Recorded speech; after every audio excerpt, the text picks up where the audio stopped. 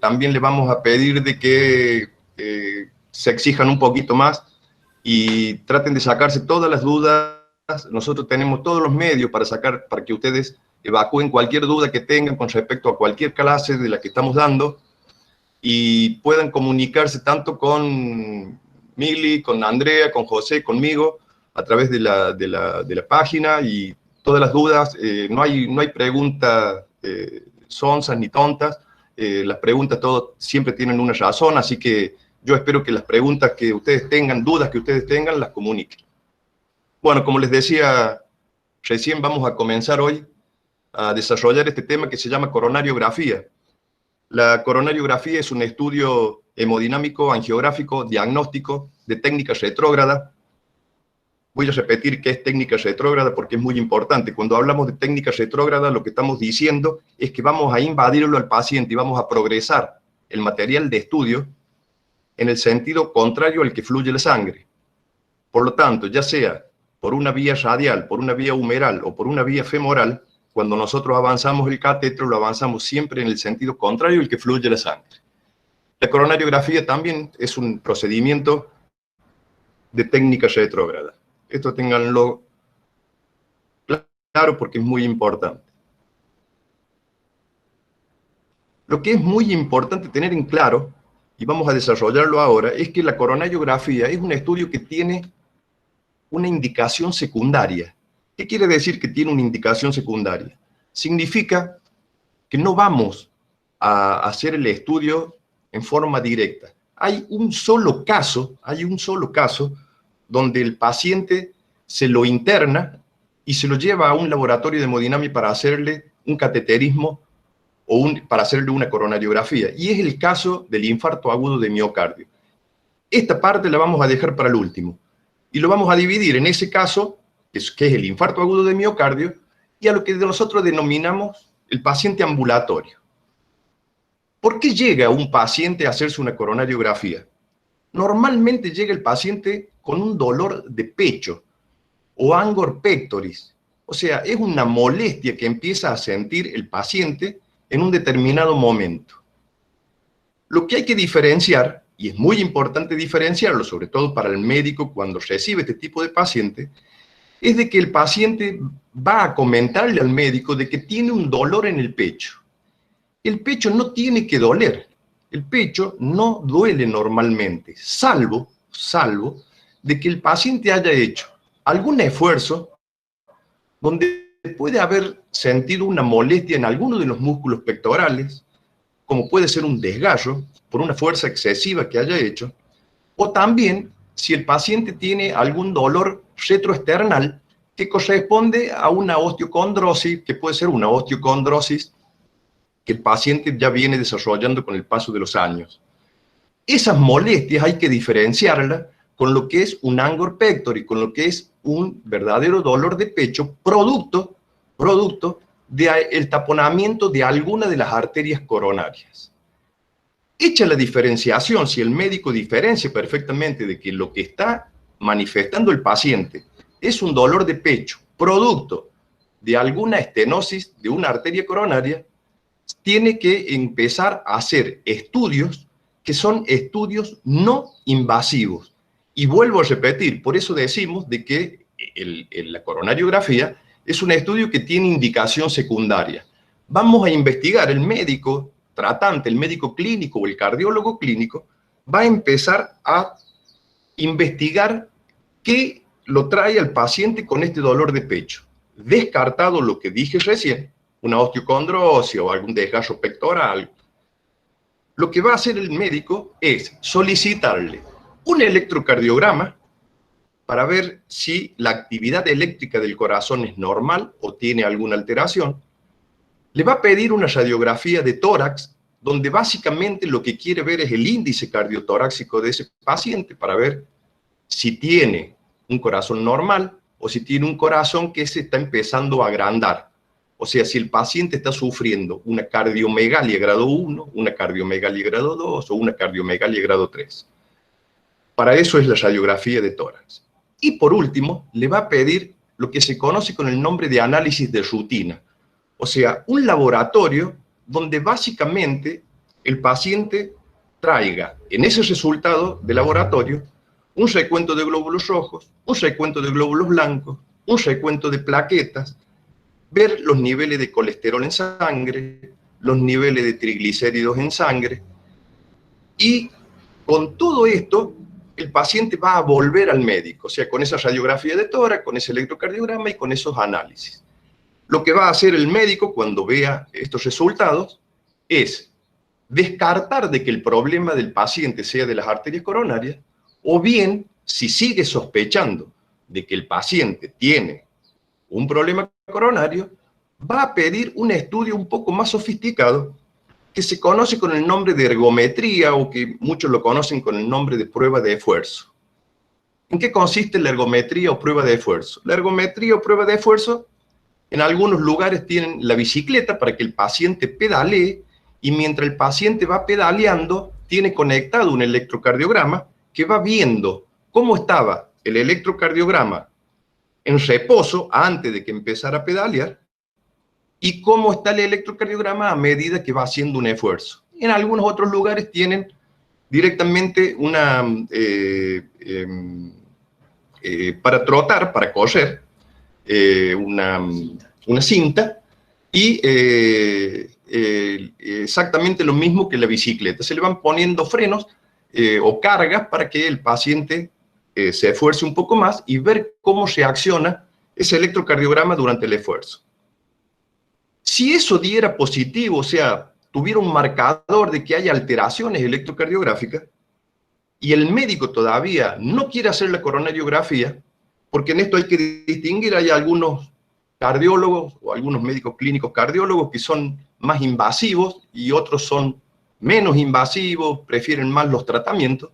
Por ahí van a solicitar otro estudio para tratar de despejarse todas las dudas, y es un estudio que se llama perfusión de miocardio. No sé si todavía no lo han visto en la asignatura Medicina Nuclear, pero la prueba de la perfusión de miocardio es un estudio que se hace en cámara gamma para ver si hay sitios isquémicos. O sea, en la cámara lo que capta es las zonas que están irrigadas, bien irrigadas, las marca con un color, y las zonas que no están correctamente irrigadas las marca con otro color. Vuelve el paciente al médico, y ya con esos resultados, si ese resultado también es positivo, ya sí lo que va a solicitar el médico es que el paciente vaya a una coronariografía, porque está sospechando de que efectivamente este paciente tiene algún trastorno coronario. ¿Cuáles son los factores de riesgo que llevan a un paciente a esto? Los factores de riesgo básicamente son los pacientes hipertensos, o sea, la hipertensión arterial, la dislipidemia o hipercolesterolemia, o sea, exceso de los niveles de colesterol en la sangre, el aumento de los triglicéridos, la vida sedentaria, la falta de ejercicio. Y hay algunos factores contribuyentes, como son el estrés, que hoy por hoy es uno de los factores contribuyentes más importantes que hay, el alcohol, y en el caso de las mujeres, los anticonceptivos orales. Todos esos son factores contribuyentes. Pero además, esta enfermedad, como es la enfermedad coronaria, se agrava cuando hay algunas enfermedades concomitantes, que se llaman. Por ejemplo, la diabetes, o los pacientes que han tenido fiebre reumática, que sufren estas enfermedades, se les agrava mucho más cuando tienen alguna cardiopatía o alguna coronariopatía. Entonces, factores de riesgo, algunos factores contribuyentes y estas enfermedades concomitantes. También otra de las enfermedades concomitantes que es importante y que produce mucho daño en el corazón, es los pacientes que sufren mal de Chagas. Con este panorama, sí llegamos a la coronariografía en sí. ¿Cómo podemos hacer la coronariografía? La coronariografía la podemos hacer invadiéndolo al paciente a través de la arteria radial, invadiéndolo a través de la arteria humeral, e invadiéndolo a través de la técnica de Seldinger o punción femoral. Las tres vías de acceso, que ustedes ya las conocen porque las han visto, dependen que se utilice la que el médico considere la más apropiada en ese momento para el paciente. No se olviden de que la técnica radial es una técnica que fue diseñada por los americanos para tratar de que los pacientes se recuperen y se le pueda dar el alta más rápido, siempre y cuando no tengan ningún problema y sea una coronariografía que no requiera una terapéutica inmediata. Por eso, la vía de abordaje la va a seleccionar de acuerdo a la palpación de pulso que haga el médico con el paciente, la va a ir seleccionando y va a utilizar la que él considere conveniente. ¿Con qué vamos a hacer la coronariografía? Bueno, tenemos catéteres. Hay catéteres, en el caso de la técnica de Seldinger, se pueden usar catéteres 6 French o 7 French. En el caso de la vía humeral también se pueden utilizar 6 y hasta 7 French. La arteria humeral es bastante grande, pero en el caso de que el médico decida utilizar la técnica radial, va a utilizar catéteres 4 o 5 French. ¿Por qué? Porque la arteria radial, a la altura que es donde se realiza la invasión o la punción, es una arteria que mide un poco más de 2 milímetros. Por lo tanto, tenemos que utilizar un catéter menor al diámetro que tiene la arteria para que no sufra espasmo cuando se avanza el catéter y no tengamos un trauma en el paciente ni bien comenzamos el estudio. Para eso tenemos algunos vasodilatadores que utilizamos para que se vasodilate correctamente la arteria radial y se pueda progresar el catéter sin ningún problema. En el caso de que se utilice la técnica radial, ¿qué catéteres se pueden usar? Bueno, el Tiger hoy es uno de los catéteres más utilizados. También se puede utilizar el Icari o el Barbeau. Son catéteres que funcionan perfectamente para hacer este tipo de procedimiento. En el caso de que sea por la arteria humeral, ya podemos utilizar catéteres, tanto los catéteres, el Tiger como el Icari como el Barbeau. También podemos utilizar los catéteres tipo Judkin y los catéteres tipo Amplat. Lo que tienen los catéteres, para técnica femoral también utilizamos los Judkin y los Amplat. Todos estos catéteres se llaman catéteres preformados y también se los denomina catéteres inteligentes. ¿Qué quiere decir catéteres preformados o catéteres inteligentes? Que ya traen una curva para cateterizar selectivamente cada una de las arterias que se va a cateterizar para hacer el procedimiento. Ya tienen la curva preformada, ingresa el catéter en forma recta, guiado por una guía metálica larga, y cuando llega al sitio, al ostium, al origen del vaso, se retira la guía, queda el catéter, adopta la forma que tiene, su forma natural, o esa preforma que le ha dado el fabricante, y con maniobras que hace el hemodinamista de rotación horaria y antihoraria, hace de que el catéter penetre o ingrese en el ostium u origen del vaso. Repito entonces los catéteres, el Tiger, Icari, el Barbeau, el Jackie también, me había olvidado del Jackie, son catéteres para acceso radial o humeral, y los Judkin y Amplat, o el Extra Backup, que es EBU, EBU significa Extra Backup, también son catéteres para acceso femoral. ¿Cómo vamos a comenzar el estudio? El estudio lo vamos a comenzar de la siguiente manera. Es muy importante siempre, antes de cateterizar las arterias coronarias, ver el estado del músculo cardíaco. Por lo tanto, lo que vamos a hacer al principio es un ventriculograma izquierdo. Un ventriculograma izquierdo.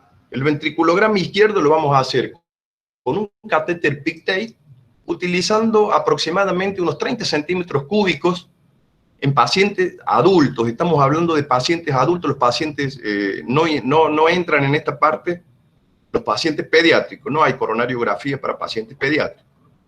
En un paciente adulto utilizamos aproximadamente unos 30 centímetros cúbicos de material de contraste, que puede ser un triyodado hidrosoluble, siempre y cuando el paciente no presente ninguna reacción adversa al material de contraste, o bien hayamos visto en los análisis de que no tiene ningún problema de insuficiencia renal.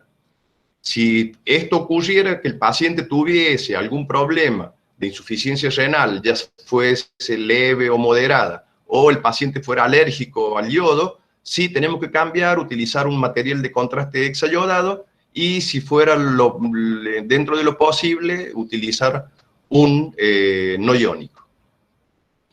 Lo que vamos a hacer entonces, volviendo al ventriculograma, es con un catéter Pictet, con bomba inyectora, introducir 30 centímetros cúbicos de material de contraste. Vamos a introducir 30 centímetros de material de contraste y vamos a hacer en una proyección oblicua anterior derecha, una inyección de material de contraste en oblicua anterior derecha y una inyección de contraste en oblicua anterior izquierda. Una vez terminado de hacer las angiografías ventriculares, esa en proyección oblicua anterior derecha y la proyección oblicua anterior izquierda, lo que vamos a hacer a partir de ahí es ver la motilidad de las paredes, o sea, cómo se mueven las paredes del ventrículo. Esas paredes del ventrículo están irrigadas por las arterias coronarias. Por lo tanto, nos van a ir dando un parámetro de cómo está irrigado el músculo cardíaco. Lo que vamos a hacer y lo que nos permite el angiógrafo hacer es frizar dos imágenes. Vamos a frizar una imagen, no sé si lo están viendo en la pantalla, vamos a frizar una imagen en diástole y vamos a fijar una imagen o frizar una imagen en sístole. Esas dos imágenes, el angiógrafo las superpone y nos va a permitir la segunda parte de la evaluación ventriculográfica, que es calcular la fracción de eyección. Volvemos. Motilidad de las paredes. Mientras vemos en oblicua anterior derecha y en oblicua anterior izquierda cómo se mueven las paredes, las evaluamos. ¿Cómo las evaluamos? Sabiendo de que en un corazón sano, cuando nosotros inyectamos material de contraste, las paredes anterior, apical y diafragmática se deben mover al unísono, o sea, se tienen que expandir y contraerse todas las paredes al mismo tiempo. En algunos casos, hacemos este procedimiento, hacemos el ventriculograma y vemos de que hay alguna zona, como puede ser la zona anterior medial, o la apical, o la medial diafragmática, que se mueven más lento, o sea, se contraen más lento y se distienden más lento de lo que se contrae y se distiende el resto de las paredes. ¿Qué es lo que puede estar pasando ahí? Bueno, lo que pasa ahí es que el paciente tiene en esa zona una hipocinesia. ¿Qué significa hipocinesia? Movimiento disminuido. Quiere decir de que a esa zona, la arteria que la irriga, no está llegando la cantidad de sangre necesaria para que se mueva correctamente como se mueve el resto de las paredes. Eso se llama, repito, hipocinesia o hipoquinesia, ¿sí? Movimiento disminuido. Podemos ver en algunos casos de que el paciente tiene en su ventrículo, cuando nosotros hacemos el ventriculograma, paredes que se contraen y se dilatan, y una parte de alguna pared que no se contrae ni se dilata. Lo que tiene esa región del músculo se llama acinesia o aquinesia, o sea, sin movimiento. Sin kinesia, movimiento, sin movimiento. Lo que ha ocurrido en esa parte del ventrículo del paciente es que ha tenido un infarto silente, o sea, el paciente se le ha tapado una arteria que irriga ese sector, pero no ha tenido molestias demasiado importantes, o no la sintió, o en su momento la tuvo a la molestia y no le dio importancia. Pero lo que pasó ahí es de que el paciente sufrió un pequeño infarto y esa zona que no se mueve, que no se contrae ni se dilata, es porque está necrótica, o sea, toda esa región ha muerto, ¿sí? Todos esos tejidos están muertos, es una necrosis tisular. Bien, lo otro que puede tener el paciente es una disinesia. La disinesia es cuando el paciente tiene un problema paradojal, que se llama, o sea, cuando debe contraerse a una zona se dilate, cuando debe dilatarse se contrae. Normalmente normalmente lo que presentan este problema de discinesia, o sea, movimientos discontinuados o irregulares, son normalmente los pacientes, los chagásicos, que tienen un corazón abombado y tienen esos movimientos disquinéticos. Evaluado esto, nos queda la segunda parte, que es lo que le decía hace un momento, donde superponemos en oblicuo anterior derecha, superponemos una imagen en diástole y una imagen en sístole, para calcular la fracción de eyección, o sea, qué cantidad de sangre expulsa el paciente en una contracción ventricular hacia la aorta para que sea distribuida por todas las arterias del organismo. Lo que hacemos es lo siguiente: frisamos la imagen en diástole, frisamos la imagen en sístole, y el angiógrafo, con una parte del angiógrafo, con una parte del menú que tiene el angiógrafo, nos dice de que la cantidad de sangre que expulsó es X cantidad, por lo tanto queda X cantidad dentro del ventrículo. Lógicamente, siempre va a quedar algo, no puede expulsarla todo, porque si no se transformaría en una cavidad virtual, y no lo es una cavidad real. Por lo tanto, ahí tienen la fórmula, la fracción de eyección. Lo que hacemos es, a la fin de diástole, le restamos la fin de sístole. En definitiva, si en la fin de diástole el ventrículo cargó 200 centímetros cúbicos y en la fin de sístole, cuando terminó de contraerse, quedan dentro del ventrículo 50 centímetros cúbicos, significa que expulsó 150 centímetros cúbicos. ¿Está claro? Esa es la cantidad de sangre que el paciente ha eyectado a través de su contracción ventricular a la aorta. A eso le llamamos cálculo de fracción de eyección. Esa fracción de eyección normalmente tiene que ser por encima del 40%. Si es el 40%, nosotros lo calculamos. Si carga 150 y expulsa 100, es un porcentaje. ¿Está claro? Ahí tienen ustedes lo tienen ahí en el PowerPoint, tienen los valores para saber de que por lo menos tiene que expulsar un porcentaje mayor al 40% para decir de que es un ventriculograma que está funcionando normal. Bien, evaluado el ventrículo en oblicuo anterior derecha, nos queda evaluarlo en oblicuo anterior izquierda. En oblicuo anterior izquierda, ¿qué es lo que vamos a evaluar? Y vamos a evaluar el tabique, la motilidad del tabique interventricular y la motilidad del tabique interventricular y las paredes laterales. Las paredes laterales y la pared apical, que es muy importante ver cómo se mueve, porque hay una arteria muy importante que ya vamos a hablar enseguida, que es la arteria descendente anterior, que es una arteria que da todas las ramitas que irrigan el septum, el tabique interventricular, y si esas ramitas se empiezan a tapar, el tabique queda inmóvil y es muy perjudicial para el corazón del paciente. Y lo otro que evaluamos en la oblicua anterior izquierda del ventriculograma es la apertura y cierre, yo no sé si lo alcanzan a ver en estas imágenes acá, la apertura y cierre de la válvula mitral. O sea, para saber si la válvula es competente, para saber si la válvula funciona como deben funcionar las válvulas, o sea, en forma unidireccional, abrir y cerrar, pero no hacer contraapertura, porque en esa contraapertura se produce una regurgitación de la sangre, o sea, la sangre vuelve del ventrículo hacia la aurícula izquierda, y por lo tanto lo que nos está demostrando es de que esa válvula es una válvula insuficiente o incompetente. Bueno, espero que hasta acá vayamos bien y se vaya entendiendo.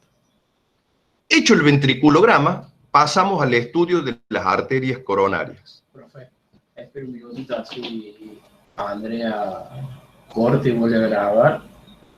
Igualmente ahí fuimos pasando algunas imágenes del PowerPoint que lo tienen todos los chicos en el